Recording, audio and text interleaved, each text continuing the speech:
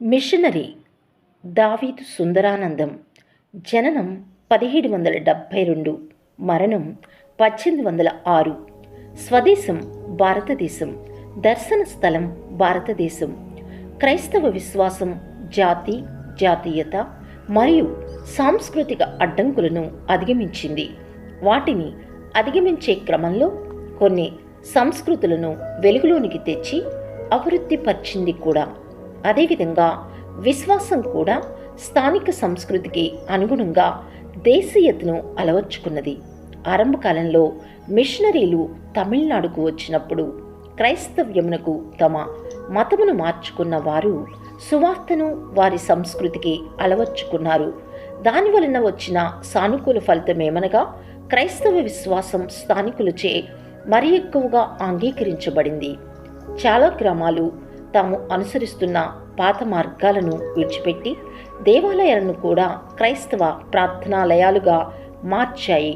తద్వారా 18వ శతాబ్దపు 2వ భాగంలో క్రైస్తవ మతం బహుగా అభివృద్ధి చెందింది. అయితే క్రైస్తవ విశ్వాసమును స్వదేశీ సంస్కృతికి అనుగుణంగా మార్చడం వలన కలిగిన ప్రతికూల ప్రభావం ఏమిటంటే కుల వివక్ష మరియు వివిధ వర్గాల మధ్య నెలకొని ఉన్న అశాంతి వంటి సామాజిక కీడులు కూడా నెమ్మదిగా క్రైస్తవ సమాజంలోకి ప్రవేశించాయి. దక్షిణ తమిళనాడులో కుల మతపరమైన సమస్యలను అంతం చేయుటకు పోరాడుటలో ప్రాముఖ్యతను సంతరించుకున్న వారిలో దావీదు సుందరానందం కూడా ఒకరు. క్రిస్టఫర్ ఎఫ్ స్క్వాట్చ్ తన మొదటి తమిళ మిషనరీ అయిన సత్యనాథన్ పిళ్ళైని తిరునెల్వేలికి పంపినప్పుడు దావీదు సుందరానందం కూడా అతనితో జత చేరారు. షానార్ లేదా నాదర్ అనే కులం నుండి యేసుక్రీస్తును అంగీకరించిన మొట్టమొదటి వ్యక్తి సుందరానందం. స్థానిక సంస్కృతి మరియు సమాజంలో మార్పులు తీసుకుని వచ్చుటకు అతను చాలా కష్టపడ్డారు. అతని ప్రభావంతో అనేక గ్రామాలు యేసుక్రీస్తును అంగీకరించాయి. ఆ విధముగా జనులు సమూహములుగా మతం మారుట స్థానిక భూస్వాముల ఆగ్రహానికి కారణమయ్యింది. తత్ఫలితంగా వారు క్రైస్తవులను హింసించడం ప్రారంభించారు. నూతనముగా మారుమనసు పొందిన వారిని కాపాడుటకై దావీదు సుందరానందం శాతన్ కులం పట్టణానికి సమీపంలో మొదలూర్ అనగా మొదటి గ్రామం అను అర్థమిచ్చే క్రైస్తవ గ్రామాన్ని నిర్మించారు. ఈ గ్రామం స్థానిక క్రైస్తవులకు ఆశ్రయపురముగా మారింది. సుందరానందం చేసిన దానిని మాదిరిగా అనుసరించి 18వ శతాబ్దంలో మత మార్పిళ్ల వలన అధిక స్థాయిలో స్థానిక క్రైస్తవులకు కలుగుచున్న శ్రమల నుండి వారిని కాపాడుటకు రెవరెండ్ చార్లెస్ రీనియస్ కూడా అటువంటి అనేక గ్రామాలను ఏర్పరిచారు. సుందరానందం యొక్క అలుపెరుగుని ఉత్సాహభరితమైన పరిచర్య దక్షిణ తమిళనాడులోని అనేక గ్రామాలలో సువార్త ప్రకటించబడుటకు కారణమయ్యింది. 34 సంవత్సరాల వయసులో అతని విరోధులు అతనికి విషం ఇవ్వటం వలన అతను మరణించినట్లు చెప్పబడుతోంది. హతసాక్షిగా దావీదు సుందరానంద యొక్క మరణం సమూహాలుగా జనులు క్రైస్తవ్యానికి మారుటకు నాంది పలికింది. సువార్త ప్రచారమునకు ఆటంకంగా ఉన్న సామాజిక సమస్యలను పారద్రోలుటకు మీరు ప్రయత్నిస్తున్నారా? దైవాశీస్సులు. ఒక పెద్దాయన ట్రైన్లో ఉన్నాడు. ఆయన లేచి ట్రైన్లో ఉన్న ప్రయాణికులకు బిగ్గరగా కేక వేసి చెప్పాడు, క్రీస్తు యేసు ప్రభువు త్వరగా రాబోతున్నారు, మారు మనసు పొందండి. అక్కడ కూర్చున్న మహిళ గట్టిగా నోర్మి అని అరిసింది. నీకేమి తెలియదు, యేసు రాడు లేడు, ఉంటే కదా రావటానికి అని అన్నది. ఆ పెద్దాయన బాధతో తన సీట్లో కూర్చున్నాడు. దేవుడు అతన్ని లేచి ధైర్యంగా దేవుడు రాబోతున్నాడని చెప్పు అని బలముగా ప్రేరేపిస్తున్నాడు. మరలా ఆయన లేచి యేసు త్వరగా రాబోతున్నాడు, మారు మనసు పొందండి, పాపాలను విడిచిపెట్టండి అని గట్టిగా చెప్తున్నాడు. ఇందాక అరిచిన ఆమె లేచి తన కొడుకుని ఇక్కడ కూర్చొని ఉండు, వాడి సంగతి తెలుస్తానని సైగ చేసి ఆ పెద్దాయన మీద పడి పిడిగుద్దులు గుద్దింది. ఆమె కొడుతూ ఉండగా ఆమె కొడుకు, మమ్మీ ఆయనను కొట్టను ఆపు అని బిగ్గరగా కేక వేస్తున్నాడు. ఆయన పరలోకం నుండి పంపబడిన దేవుని దూత. వెంటనే ఆ తల్లి మోకాళ్ళపై కూర్చొని చేతులు జోడించి క్షమించండి అని ఏడుస్తుంది. ఆ పెద్దాయన అడుగుతున్నాడు, అమ్మా ఎందుకు ఏడుస్తున్నారు?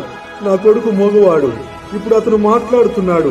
దేవుని గురించి మాట్లాడి మిమ్మల్ని కొట్టాను, ఆయన దేవుడు నా కొడుకుకి మాట ఇచ్చాడు.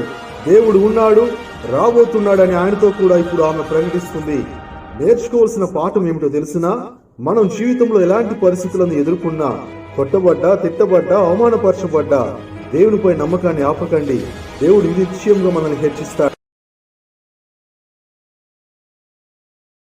మిషనరీ పేరు డేవిడ్ జీస్బర్గర్. జననం 11/4/1721, మరణం 17/11/1808. స్వస్థలం మొరావియా, దర్శన స్థలం ఉత్తర అమెరికా. మొరావియాకు చెందిన జర్మనీ మిషనరీ అయిన డేవిడ్ జీస్బర్గర్ అమెరికన్ విప్లవం సమయంలో ఓహియో కంట్రీ అనే ప్రాంతంలో సేవ చేశారు. మొరావియాలో ఈనాడు ఈ ప్రాంతం చెక్ రిపబ్లిక్ దేశం క్రింద ఉన్నది. మొరావియాలో జన్మించిన అతను తన బాల్యమును మొరావియన్ మిషనరీ ఉద్యమానికి కేంద్రమైన జర్మనీ దేశంలో గడిపారు. 1730వ సంవత్సరంలో అతని తల్లిదండ్రులు ఉత్తర అమెరికాకు వలస వెళ్ళినప్పుడు తన చదువును పూర్తి చేసుకుంటూ జర్మనీలో ఉండిపోయిన జీస్బర్గర్ విద్యాభ్యాసం ముగించుకున్న తరువాత తాను కూడా అమెరికాలోని తన కుటుంబ సభ్యులతో చేరారు. అక్కడ అతను జార్జియాలోని church of the unity of the brethren the Moravia church సంఘంలో సహవాసం కలిగి ఉన్నారు. తదుపరి అతను పెన్సిల్వేనియాకు వెళ్లారు. అమెరికాలో గడిపిన ఈ కాలం అతనిలో మిషనరీ సేవ కొరకైన ఆసక్తిని ప్రజ్వలింపచేసింది. స్థానిక అమెరికన్లను రక్షణ మార్గంలోనికి నడిపించడం దేవుడు తనకు అప్పగించిన పని అని జీస్బర్గర్ భావించారు. కాగా స్థానిక అమెరికన్ల భాషలను నేర్చుకున్న అతను 7కి పైగా స్థానిక మాండలికాలలో పట్టు సాధించారు.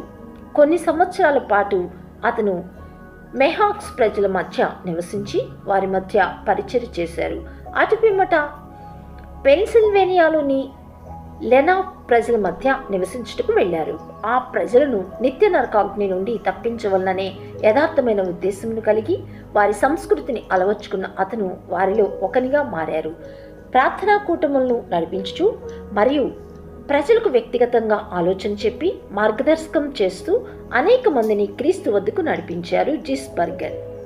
అతని బోధనలు వారి జీవితంలో ఆత్మీయ సంబంధమైన మార్పును తీసుకురావటమే కాక అంధకార సంబంధమైన వారి ఆచారములను మరియు స్థానిక సంప్రదాయములను వారు విడిచిపెట్టుటకు సహాయపడ్డాయి. స్థానిక అమెరికన్లపై ప్రభావం చూపినందుకు గాను అమెరికన్ విప్లవం సమయంలో జీస్బర్గర్ నిర్బంధించబడి తరువాత విడుదల చేయబడ్డారు. విప్లవం జరుగుతున్న కాలమంతా అతని అనుచరుల్లో చాలామంది ఊచుకోతుకు గురయ్యారు.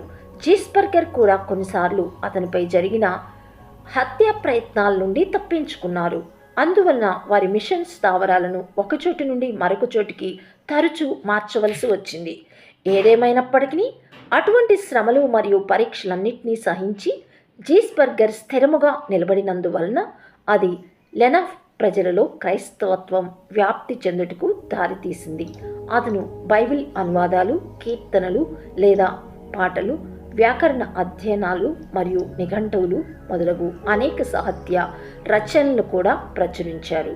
మిషనరీ సేవ పట్ల మిగుల లోతైన వాంఛను, ఆసక్తిని కలిగి ఉన్న జీస్బర్గర్ 1808వ సంవత్సరంలో తన పరలోకపు నివాసమును చేరుకుని పర్యంతం స్థానిక అమెరికన్ల మధ్యనే నివసించి వారికి సేవ చేశారు. ప్రియమైన సహోదరీ సహోదరులారా, మీ స్నేహితులను, బంధువులను, మిత్రులను, నశించిపోవచ్చున్న ప్రపంచ ప్రజలను నిత్య నరకాగ్ని నుండి రక్షించవలనన్న నిజమైన భారమును మీరు కలిగి ఉన్నారా? ప్రభువా, మిషనరీ సేవను గురించిన ఆసక్తిని నా ఆత్మలో ప్రజ్వలింపచేయుము. ఆమెన్. మిషనరీ పేరు అడోనిరామ్ జడ్సన్, జూనియర్ అడోనిరామ్ జడ్సన్. జననం 9/8/1788, మరణం 12/4/1850. స్వస్థలం మసాచ్యూసెట్స్, దేశం అమెరికా సంయుక్త రాష్ట్రాలు, దర్శన స్థలం బర్మా. తన యవ్వన జీవితంను ఆస్వాదించవలనని అడోనిరామ్ జడ్సన్ జూనియర్ విహారయాత్రకు బయలుదేరారు. బస చేయుటకు అతను ఒక సత్రానికి వెళ్ళగా రాత్రి సమయంలో తాను ఉంటున్న గదికి ప్రక్కన ఉన్న గదిలో అనారోగ్యంతో బాధపడుతున్న ఒక వ్యక్తి యొక్క బాధాకరమైన మూలుగులు, కేకలు అతనికి వినిపిస్తున్నాయి. మరణశయ్యపై ఉన్న ఆ వ్యక్తిని గురించిన ఆలోచనలతో జడ్సన్ ఎంతో కలవరానికి గురయ్యారు.